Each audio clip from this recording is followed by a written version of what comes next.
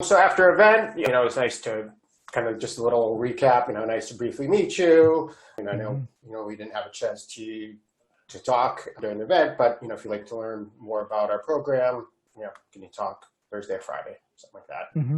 Hmm. Got it. And I'll Okay. send them like one of our resources or something, that's not central to our company that just can help with parent engagement and, try to give them, always be giving something. Hmm. Hmm.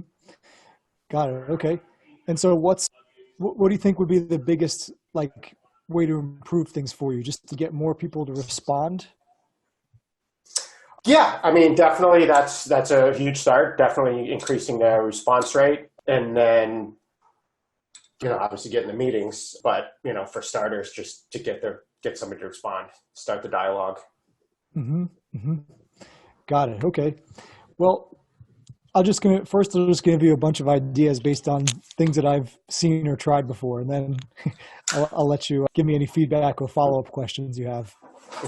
So, I don't know what, like, of course, resources are always kind of scarce, but one thing that, and this is not, you know, revolutionary, but it's just the context of applying it to like your company and the type of people you reach out to will be different than, when other companies do it.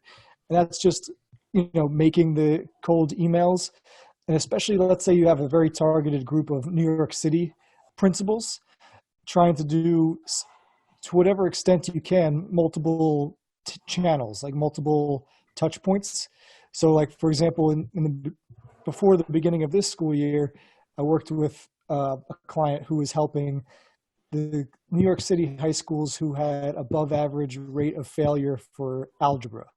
So he had a very targeted list. I think it was like 120 principals or something along those lines.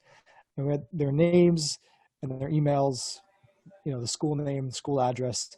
So for that, we did a cold email campaign, but it was largely focused at first of just actually getting people to be interested in the emails, making them a little bit entertaining actually, and getting people to reply as opposed to just getting a call right away. So we sent like a little bit of a longer sequence. I think it was about 12 emails, which is, a lot, but it was all of them, especially at first, were geared towards one, making the subject line something like very curiosity evoking. And then as soon as the people start to read the email, actually including a good story or like a surprising fact or even like a very, lighthearted joke, something that just made the reading like they read this and they said, okay, even if I'm not going to respond, if they send them another one, I'm gonna look for it. So it was a little bit of a longer series like that. And then also the emails were asking them to reply to set up a call. At the same time, then we looked up, basically any social media handles for all of these people and made like a little short custom post for all of them with like their school name. So it'd be like, hey, David, I heard Central High is working on algebra scores. Here's something that could help.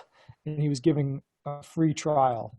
So it's just like a cut, the social post with the email, and then also sent them a direct, actually a direct mail letter, all while the email campaign is going on. So it's a guy it's a math product, like I said, and he's just running it now. So I'm curious to see. I did it in August, and he's just running it now. So I'm curious to see what the results were.